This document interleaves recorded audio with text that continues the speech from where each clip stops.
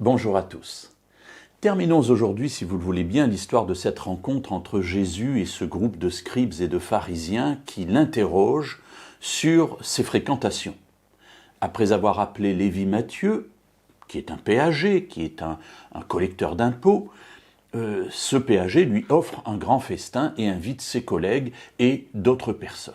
Le regard des pharisiens et de ces scribes est extrêmement négatif sur cette assemblée qu'ils méprisent ouvertement.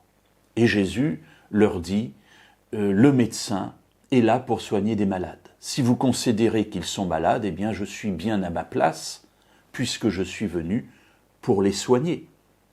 Et Jésus termine cette interrogation qu'il a vis-à-vis des scribes et des pharisiens en disant, Luc chapitre 5 verset 32, « Je ne suis pas venu appeler des justes, mais des pécheurs à la repentance. » Mes amis, c'est extrêmement important, cette phrase, elle est primordiale dans le plan de Dieu pour nous sauver.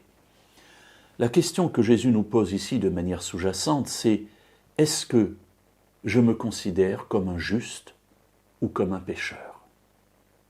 Si je suis juste, je n'ai pas besoin de repentance. Alors, est-ce que je puis être juste devant Dieu? Toute la Bible me dit non. Parce que ce que je sais faire le mieux, c'est de pécher. Je suis, comme dira David, né tout entier dans le péché.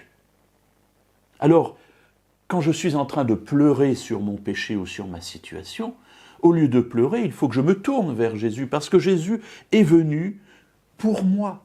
Il est venu pour les pécheurs. Mes amis, c'est ça la bonne nouvelle du salut. C'est cela l'évangile.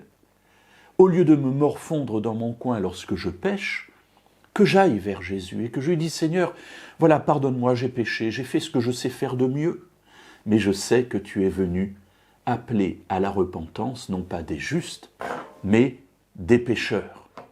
Ainsi, je suis à ma place lorsque je vais vers Jésus pour recevoir de lui le pardon et la réconciliation. Alors n'ayons jamais peur d'être pécheurs, n'ayons jamais honte du regard des autres, qui nous considèrent peut-être parfois avec mépris, parce que nous savons que Jésus, lui, nous regarde avec un regard rempli d'amour.